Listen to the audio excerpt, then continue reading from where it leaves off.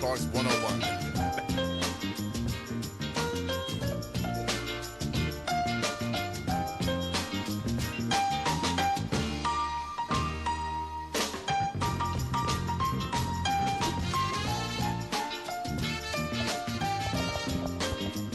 Hello and welcome to this edition of Dr. Clark's 101, the Living Classroom.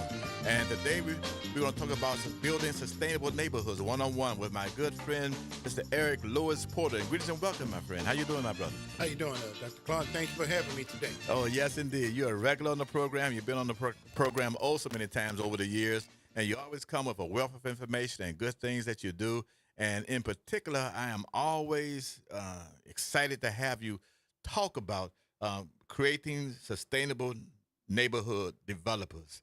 And you do this, and it's generational too. I should put generational in quotes. But I like it when you come in and talk about it, and about the coursework that you do, the classes that you have, and the dates. And if you could talk to our listening audience about the product that you have in Baton Rouge, the Southern University in Baton Rouge, and the nature of your program. Yes, sir.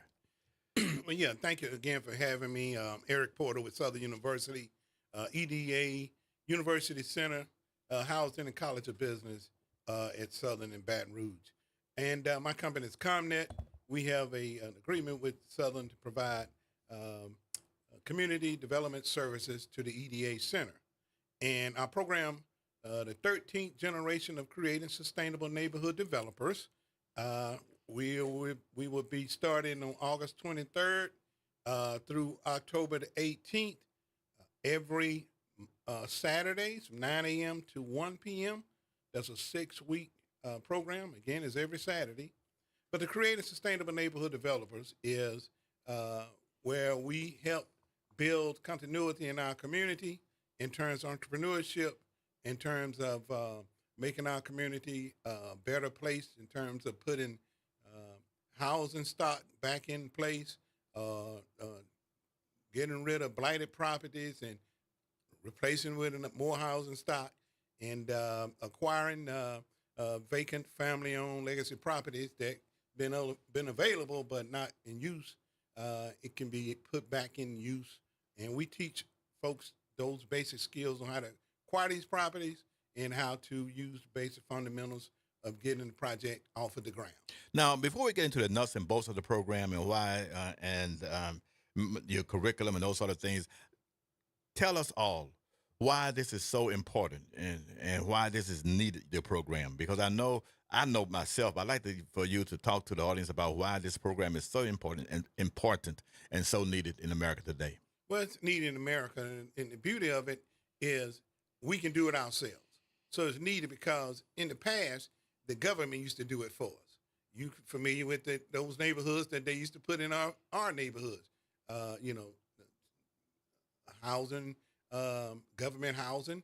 So now the government still fund the housing, but we're able to develop our own houses, build them based on their compliance and skills and regulations, and have a form of entrepreneurship. And then we can increase this with the idea of others wanting to do the same. So it's very important that we teach individuals to be sustainable in their neighborhoods and in putting this stock back into our neighborhoods. For example, we talk about real estate acquisition and development. What we mean in there is acquiring some of these properties and either renovating properties, making it look new again, putting individuals in there who need housing, or taking down structures and putting new construction on those properties, whether it's multifamily or single family. I'm glad you say that multifamily neighborhoods you develop, single family as well, and because that indeed represents the kind of needs that we have in the state community, and this is something I know that that is indeed an imperative and necessary. And you draw students into your program from all around the state, do you not? Yes, not only across the state, but the country. The country as well, because of the fact that this is a national award-winning program. We're able to acquire individuals in terms of students to participate in this program. And so, yes, it's not only across the state. When I say across the state, I mean, from Shreveport all the way to Slidell. Oh, yes, and I say a national award winning. I know you've gone to Massachusetts accepting awards on behalf of the program. Yeah, we've gone to MIT Yeah. and gotten further training on the mentorship of the program. In fact, we got a new program that will start for our former graduates that are out there now. We got a new program that is going to be starting in September. Is an executive leadership mentoring program. So a lot of folks go through our 6 week program and they go and acquire properties, but they get stuck because as far as we can go is right there. Once you graduate out of our program, it's about as far as the EDA Center can go.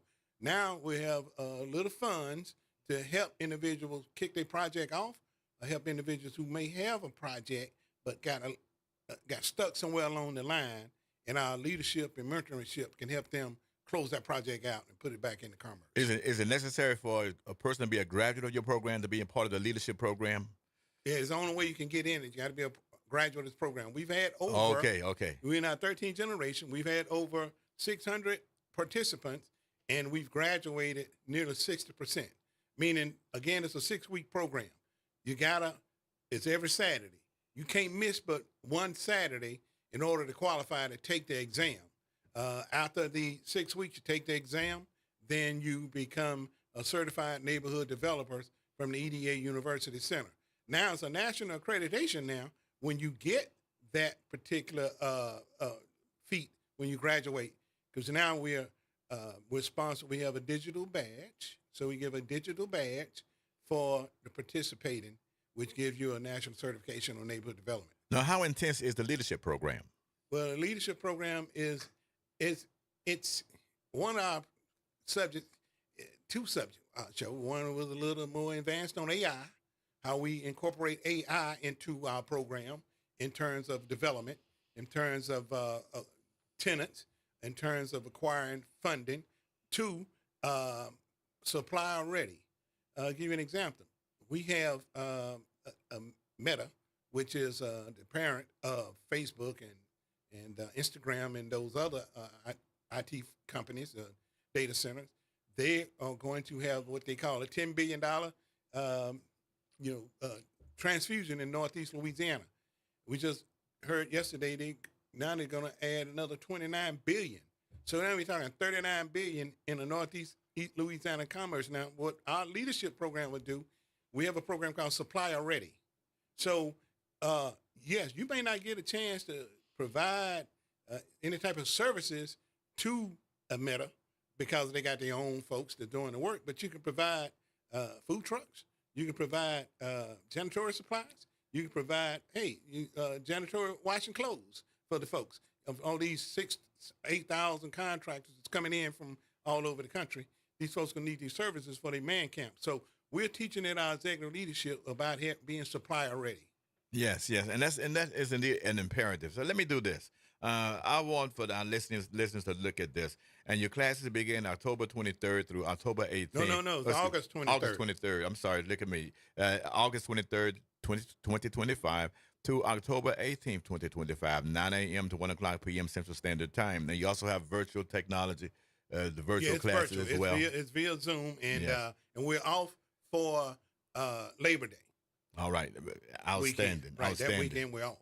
And any person who's an aspiring neighborhood developer can apply. But let's do this. Let's walk ourselves through the curriculum overview. So I want our listeners to know what's going to be involved in the curriculum overview and the curriculum itself.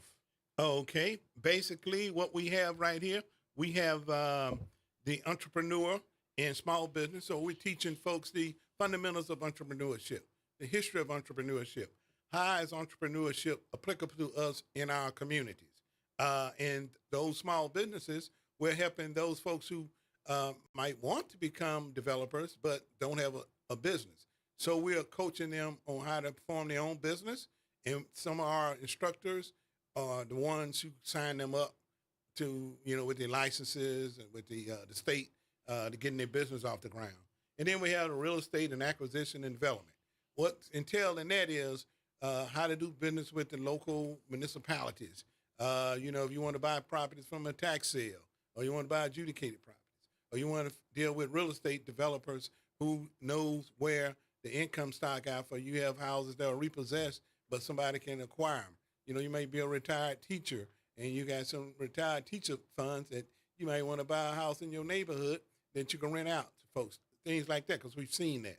That's on the real estate acquisition and development and how to apply for some of the funding available to at the local municipality level, and that depends on where you are. Then we also have QuickBooks that's taught, and keep in mind all our instructors are practitioners in this field of operations, whether they have their own business or whether they are certified university instructors. Well, the QuickBooks, yes, indeed. And it's good that you bring individuals who are practitioners because it's not just theory, it's also practice. Folks who are involved in the process, they understand it. That's what's very, very good. That's exactly what you want. And we have some little audio difficulties. We're okay now. But more importantly, and just as importantly, development and construction. Well, what we yes. do there, Doc, what we do there on the development side is we teach folks how a development is done. Basically from start to finish, land use. So, for example, we have an individual that want to purchase some strip of land about 28 acres. So on that acres, it has waterfront near it. So what do you want to do with the property? Well, I want to put make sure a Starbucks over here. I want to make sure I want a Christian school right here. And then I want to have some townhouses over here. And then perhaps a Walgreens on the other end. And since it's waterfront property, on the back of all our back property yard, we want to have beach sand back there as if we're on a beach. So this is a unique development, but it's a creative neighborhood development application. Well, and looking at that, then what I like is the fact that it's like mixed-use development, and that you're also able to bring in the commercial with the private enterprises, and also from listening to what you say, multi-family and single-family units. Right. So our Yes. multifamily folks, for example, some of our former students, retired teachers. Her and her husband, he was a principal, she was a teacher. They retired. They ended up buying properties, and they got 8, what y'all call doubles in New Orleans. Up in northeast Louisiana, they call it duplexes. So they have 8 duplexes that they were able to get funded from the Louisiana Housing Corporation. And the Louisiana Housing Corporation basically provides funding. So we have those individuals from that organization come to our class on Saturdays, teaching the individual students on how to do business with them. Yes. And with the Louisiana Housing Foundation Corporation, they would have to be low income or moderate income. How does that work? No, but they Are have they, their are they guidelines. income restrictions? That's what I'm asking. They have their guidelines on your tenants and who you have to put in their properties. Some of them at the AMI can be up to 80%. Okay. So Beautiful. it depends on what the notice of funding application called for. So, but then you have tax credits where it can be in the same, whatever HUD rules are, you got to follow the guidelines. So the individuals from those organizations make their practical presentations to our students so they would learn. Then they leave all their contact information. So when a student graduates out of a program, they get a project, they know who to call. Now, would it have to be a nonprofit, or can it be for-profit entity? Yes. The way things were going in the past administration, we see a lot of nonprofit monies was being allocated from Louisiana Housing, from HUD for nonprofits. Now we're seeing a lot of private funding money for private organizations. So it depends on the application. I got you. Now, development, construction, beautiful. Blueprints and bidding, because the blueprints sometimes can slow individuals down. So that's right. So architects, writers, yes. You have let's take that same individual. They got this big aspiration to develop these 28 acres. Well, what they're going to do before they go to the bank, they're going to have to sit down with an architect to do a design concept. So the architect is going to take the legal description of the property, and they're going to design what you want on the property, from a PUD or a multi-family, from a commercial side, and from a single family on that particular property. And so they would do a design, put all the compliance regulations that you got to abide to, and then they'll have schematic design on how it would look. And in some instances, floor plans. But let's take it down to the small, basic one. You have one individual that wants to put up an apartment complex. So I want to put up, 16-unit apartment complex, 2 bedrooms. Same deal. We get the architect to do a design concept, and so when you turn your application in to Louisiana Housing and folks are that you have preliminary design, and you don't have to have full blown design plans. What our architect does in our class is teach you that. Then they go in further and teach you the fundamentals on architecture, and then they show you in the end what you done, what you end up going to have in terms of what you're going to be presenting. That is indeed a you have to truly be dedicated, Correct. and also you have to be truly knowledgeable, and you must pay attention to all of the Well, you know what details. I'm saying? You have Yes, to be truly knowledgeable. But in the class, once folks in it, I the got you. class, they can end up with a lot of knowledge. And that is the goal and sequence, Correct. right? Now, licenses and insurance, yes, and that I think is what to some extent can be a handicap for many people, but the insurance factor Depending as on well. what market you're in. All right, So, I talk may to live us. in New Orleans, and my home insurance may be $11,000 now. But I'm from Concordia Parish, so I want to go and develop back home where my grandmother's from, where my mother them live. So even though you may live in New Orleans from here, you might want to branch out to other areas of the state where there's opportunities out there. We had one student that lives in New Orleans East. She was from, I think she was actually from Northeast Louisiana, and so she got a development going on over there at this point in time. So, but still in all, you still got to get your rates down and all here in New Orleans. You got to abide by the rules in terms of fortified roofs. If you have a fortified roof, you can drop your insurance rates on your homeowner's insurance. And so you have to follow up on all of that and lower all your costs when you're a developer. The estimate. Xactimate? Yeah, the Xactimate. Yes, indeed. Yeah, Xactimate. Yes. It's Xactimate. Xactware is an estimating software tool. So once the architect give your design plans, you will be proficient in interpreting the measurements of your particular project. Let's say if you got a 4-unit apartment building, you take the measurements on say it's 5,000 square feet, and you divide it out on each room, and you put it all in Xactimate from the exterior and interior, all the components. Xactimate to really point you how big is the living room, how big is the dining room, the outside, how many bricks you got on. So the architect have all that on the plans. So you plug all that in Xactimate, and at the end you hit submit, you're going to come out with the actual price of that particular project. So you have a budget to work off of when you're trying to go out to funding. What you're saying right there is over a 6-week period is very intense. It's very beneficial. But one of the final things you talk about in your curriculum is as you building a team and engaging in project management. Right. Yeah, that project manager. Yeah. The team is more important. Building a Okay. team. So one of the Dean Andrews, who's the dean of the College of Business at Southern University, stresses, and my colleague Dr. Song No, they stress the fact of building a team, having a proper team. If you're a developer, you're going to have one. You have to have an architect on your team, or a designer on your team. You're going to have someone who know how to write the application. When I say write the application, I'm talking about grant funding out there. You have to have relationships, particularly with banks. So if you've been working on your job for these years, going to the same bank, shame on you if you don't have a good rapport with the local bank president. And especially manager. in business, because that becomes a needed and a necessary to have that kind of rapport with your banker. I know I was told when I was young, you have to always make sure you have a good lawyer, a good banker, and a good preacher on your side. And speaking of the legal yes, side, sir. you have to have a lawyer on your team.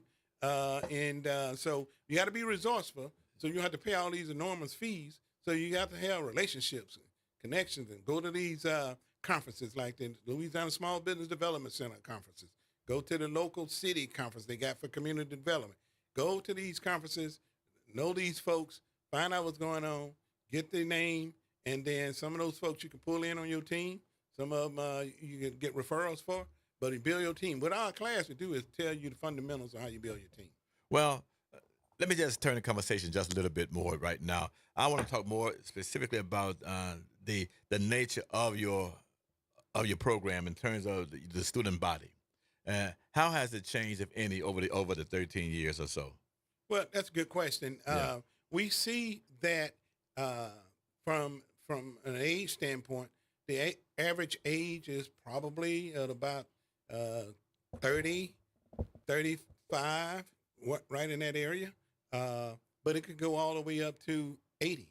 Or it could go all the way down to 24. We had one individual that was awarded $6 million federal grant to put up an apartment building in North Baton Rouge. And he graduated our class. He used the same principles and fundamentals that we taught, and he actually got awarded.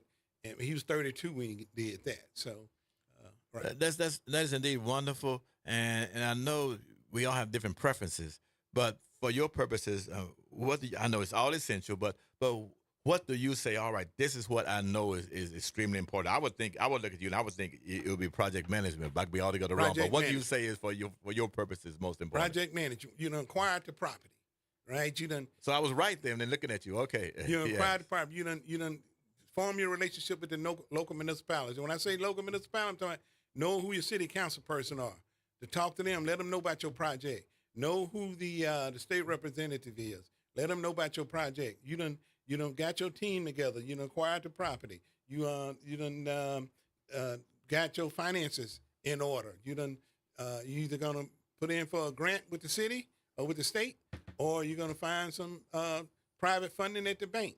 You got all that done, and then you actually have done your design. You got your design down, and wow, and this is the cost of it using the estimating software. Here's the cost. And then you got all your requirements. You know what the insurance is going to be, all that's built in your cost, and you have the proper licenses. You may not need nothing but a business license, but your team could be the contractor, got to be on your team. So if you're a developer, on your team, you got to have a good contractor, general contractor. So your general contractor would be as a part of this whole process. So you got all that together, and then somebody going to have to manage that project. A third-party arm, that should be you, and that should be someone close to you to manage your project to make sure, one, that the architect, what they drew, is not overpriced or just a big dream because these architects I love y'all out there, but they're dreamers, and they'll dream up some good stuff, but sometimes you got to put them in check in terms of their costs, what you can afford, particularly on an affordable side project. And then so you got the architect involved in it. You got the project manager is on top of the whole project from start to finish, every aspect of it. Make sure it stay in budget, making sure it don't go over cost. Make sure you have reports out to the developer on how the construction is going, giving updated status report. And that's how you get paid and draw down on it with a good project management managing your project. Through your experience and through the years, what has been something that you say is one thing which has been overlooked when you say, oh, this is coming, I see this all the time? Not doing the basic planning. Planning, which probably should have been in on the start, and planning is very important in a construction project. Familiar with a project right now? Because people want to cut costs, they don't plan properly. So you can't cut costs if you want to put your building on some soil, and your soil is not good quality soil. So you got to get soil testing to make sure you got good soil. If you don't have good soil, the testers say, okay, you got to take out so much of the bad soil and bring in the good soil so you can have a good foundation. So some people overlook the soil aspect of the project, but, typically you won't get off the ground unless you got a soil report. But certain things like that is an example. Well, before we exit, I want you to talk about the nature of this program and the nature of the whole construction business itself within this environment of high tariffs.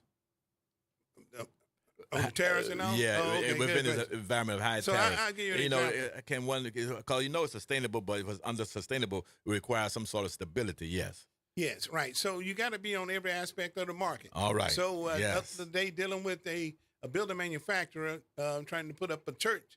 So get a certain price from a church, and they say, okay, we'll give you a price. It's good for every 14 days. So you got to make sure you stay and get another price every 14 days later, because the quote, some of the materials can be still gotten here, and opposed to, let's say, Mexico or Canada, certain specialty products are getting tariffs right now. That's what I'm seeing on the commercial side. Certain certain products, but items like excavators, track holes to dig the dirt to actually Do put the your work, pipes and yeah. the drainage in. We're seeing those new projects there going up exponentially. Okay, okay. And we're nearing the close right now to the program, but I want you to know that it's always great having you. And please tell our listeners again and viewing audience exactly where the program can be located. The Okay. because that's highly important. The website, and let's get these dates down again. All right. Again, Yes. it's the program is creating sustainable neighborhood developers. It is housed at Southern University EDA Center in Baton Rouge. It's via Zoom technology, and it's every Saturdays beginning August 23rd through October 18th. We're taking off for Labor Day Saturday, and it's from 9 to 1. You got to take the class from at least 5 out of the 6 weeks to order to take the exam. To register, you have to register at SUBR universitycenter.org. That's SUBR universitycenter.org. That's Southern University EDA Center, or you can dial 225 771 5191.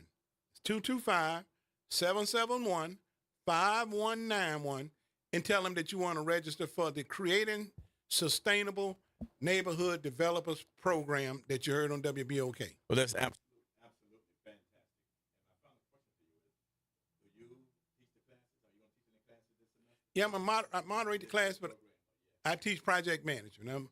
I teach project management and Xactimate, those 2 items that I'm surgical with. Again, I can see that. And again, I want to thank you for joining me.